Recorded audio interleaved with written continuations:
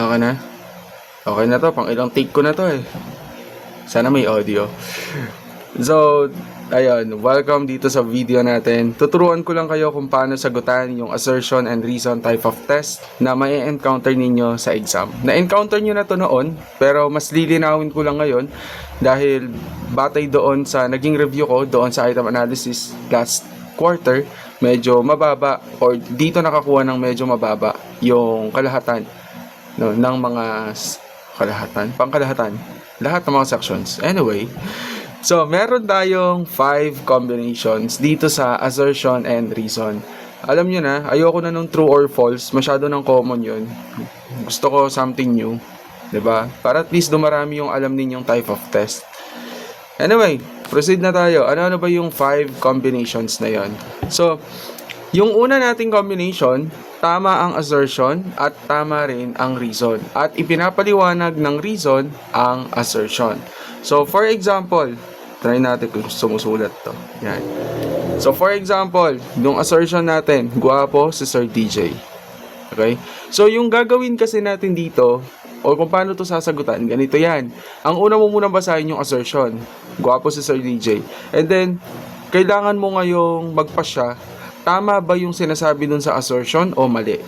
Okay, pwede mo siyang markahan. Yung test questionnaire, sa inyo na yun. Pwede nyo sulatan. Kahit isulat mo lahat ng sama ng loob mo dun, pwede.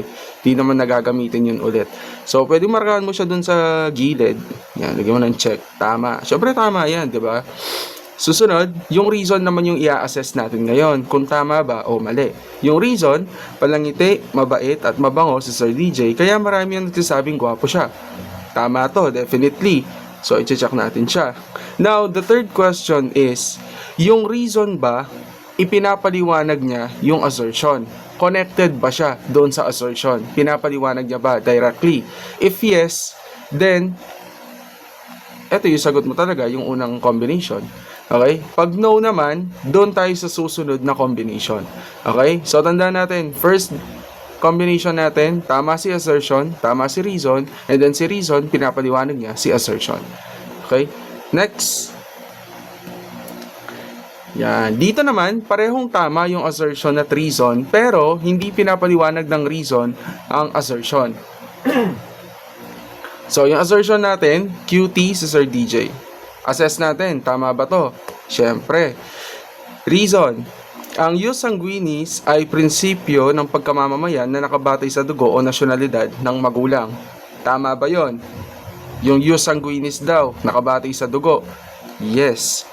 Okay? Kita ninyo, tama silang parehas. But the third question is, yung reason ba connected or pinapaliwanag ba niya yung assertion? This time, no. Walang connection yung dalawa. Pero parehas silang tama. Alam mo yon? Basta, ayoko na mag-joke. Okay? So, tama kayo parehas, pero di kayo bagay. Ganon. So, itong second combination yung pipiliin. Okay? Ayan o. Hindi pinapaliwanag ng reason ang assertion. Okay? Yung susunod naman natin, aray ko. Sorry, na-exit. Paano yun? Yan. Yung pangatlong combination naman natin, lagyan ko na number dito. This is number 3. Yan. Tama ang assertion, pero mali ang reason. So, assertion muna tayo. Sobrang kagapuhan ni Sir DJ. Tama ba to? Syempre naman. Matik na yan, no? No-brainer na yan. Parang bonus question yan eh. Then, yung reason naman, ang lahat ng sobra ay masama. Do you agree? Okay? Hindi. Kasi ito nga, oh, sobra yung kagwapuhan niya, pero hindi naman yun masama, di ba? Okay?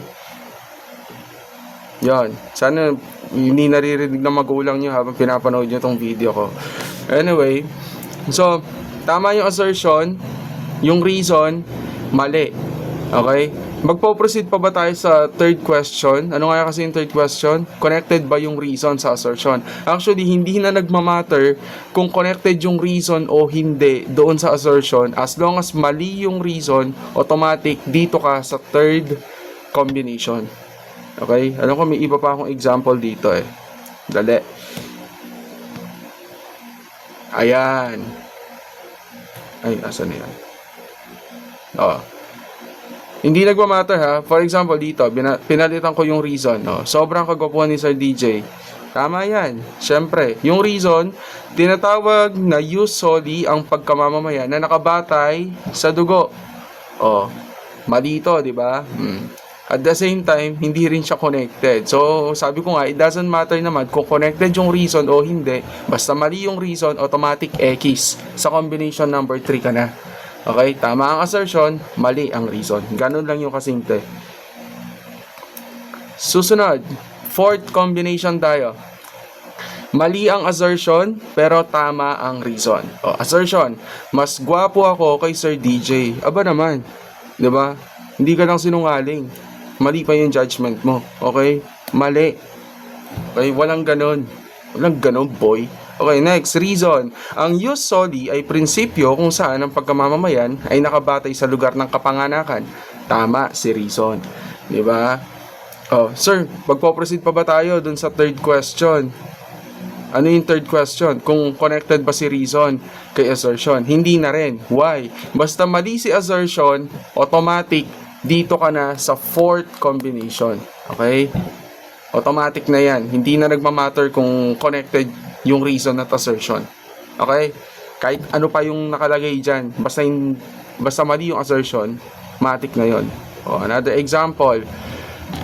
Si Ayrton ay... Ala, mali yata itong example ko ah. Mali ito, sorry. Cut nyo na lang, no? Pasensya na. Oo, no? Next tayo.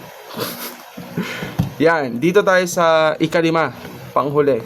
Naman, congratulations, natapos mo tong video ko. Parehong mali ang assertion at reason. Tingnan natin, yung assertion, sabi niya, medyo gwapo si Sir DJ. Medyo. 'Di ba? Nakukulangan ka pa, seryoso. 'Di ba? Mali 'yan. Okay? Wala dapat yung word na medyo. Next, reason. Ang jus sanguinis ay nangangahulugang right of beauty. Diyos ko naman. Mali ito. O, parehas silang mali. Magpo-proceed ka pa ba dun sa third question kung connected sila o hindi? Hindi na rin. Okay? Basta parehas silang mali, automatic, dito ka sa panglimang combination. Okay? So, ganun lang yon.